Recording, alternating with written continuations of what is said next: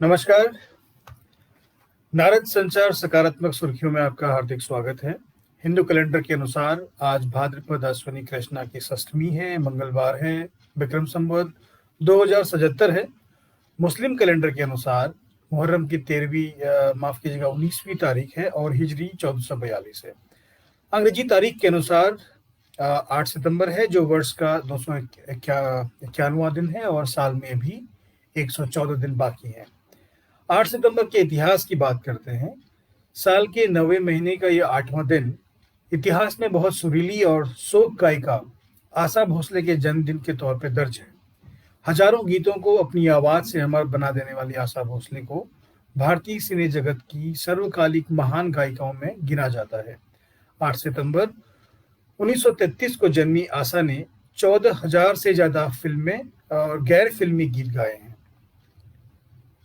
हिंदी के अलावा इन्होंने मराठी, बंगाली, गुजराती, पंजाबी, भोजपुरी, तमिल, मलयालम, अंग्रेजी और रूसी भाषा में भी गीत गाए हैं।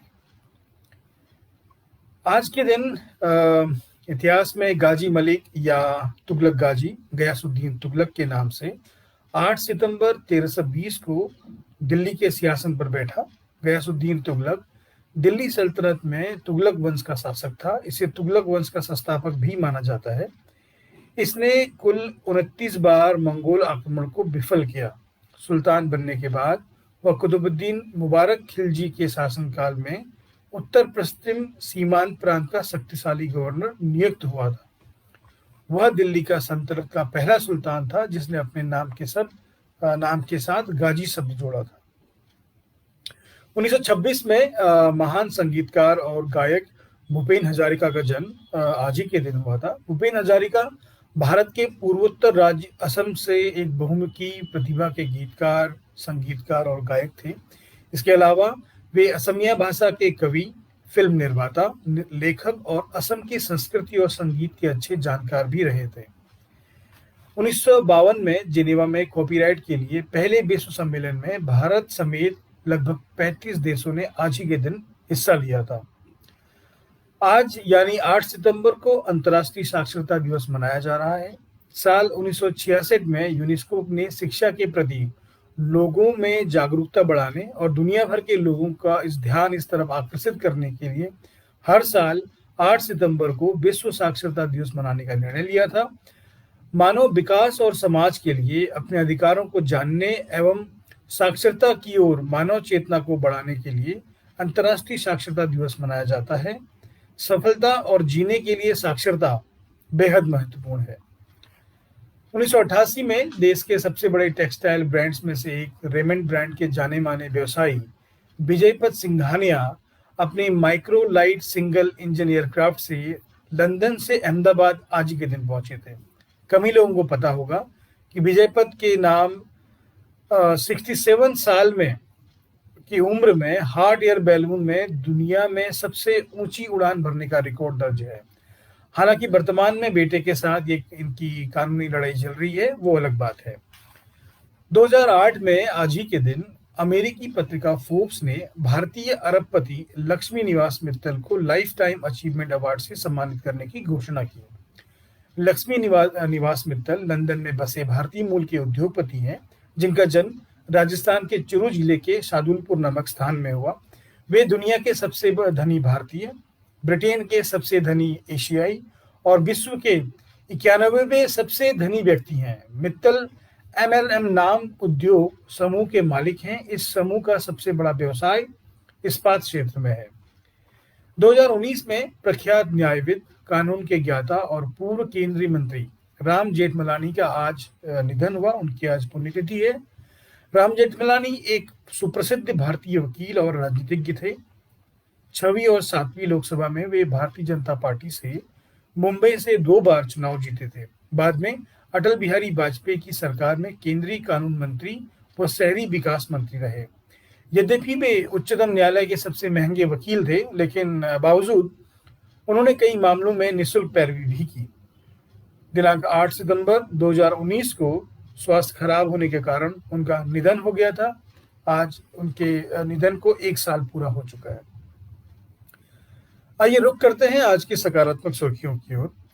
राष्ट्रपति रामनाथ कोविंद ने सार्वजनिक शिक्षा क्षेत्र में निवेश बढ़ाने की जरूरत पर बल देने की बात की। उन्होंने कहा कि केंद्र और राज्य सरकारों को मिलकर सार्वजनिक शिक्षा क्षेत्र में जीडीपी के 6% खर्च करने का लक्ष्य पूरा करने पर जोर देना चाहिए। नई राष्ट्रीय शिक्षा नीति 2020 को लेकर आयोजित सम्मेलन को संबोधित करते हुए प्रधानमंत्री नरेंद्र मोदी ने सोमवार को कहा कि नई राष्ट्रीय शिक्षा नीति से आत्मनिर्भर भारत का संकल्प पूरा होगा। नई शिक्षा नीति बहुत ही प्रासंगिक है और इस पर बहुत मंथन किया गया है।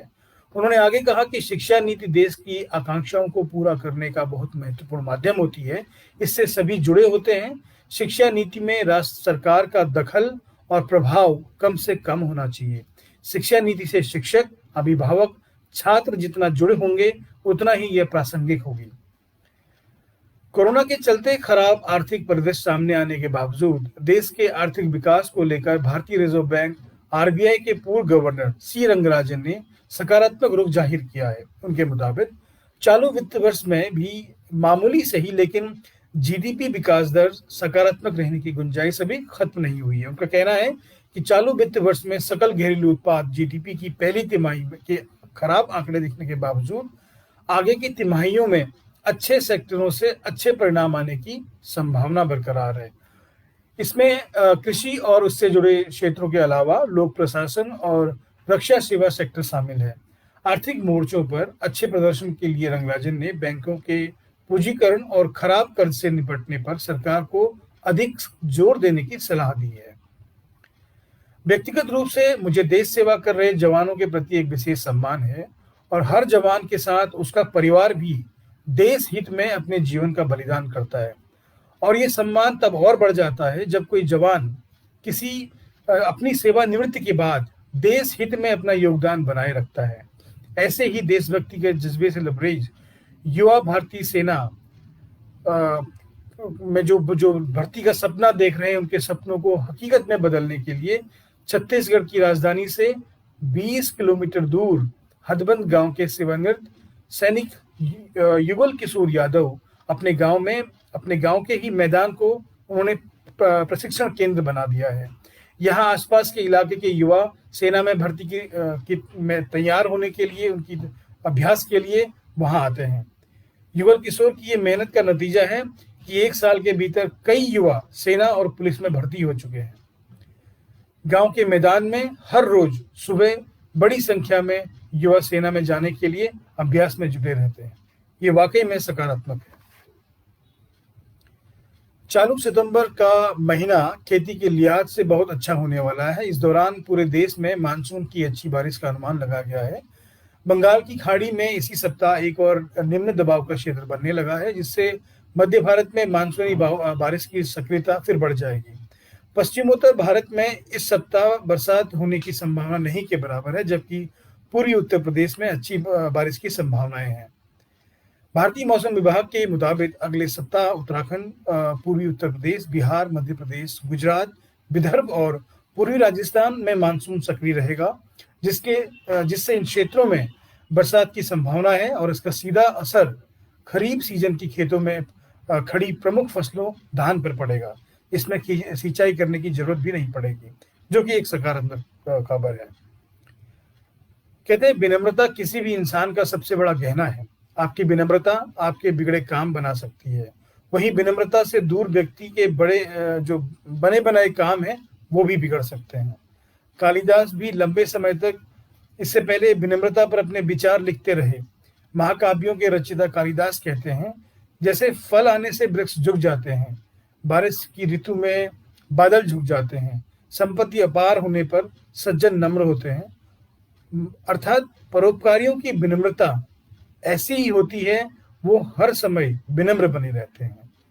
इसीलिए हमारे सकारात्मक पहल में के संबंध में यदि आप कोई सुझाव या सलाह देना चाहते हैं तो कमेंट बॉक्स में आप अपने सुझाव हमें दे सकते हैं। हमारी पहल आपको अच्छी लगती हो तो हमारे वीडियो को आप लाइक कर सकते हैं, सब्सक्राइब कर सकते हैं और अधिक से अधिक लोगों को शेयर कर उनके दिन और जीवन में सकारात्मकता का संचार कर सकते हैं। सकारात्मक सुर्खियों से जुड़े रहने के लिए आप हमारी वेबसाइट naradsanchar.com पर भी जा सकते हैं। आप स्वस्थ रहें, मस्त रहें, आपका दिन शुभ हो। नमस्कार।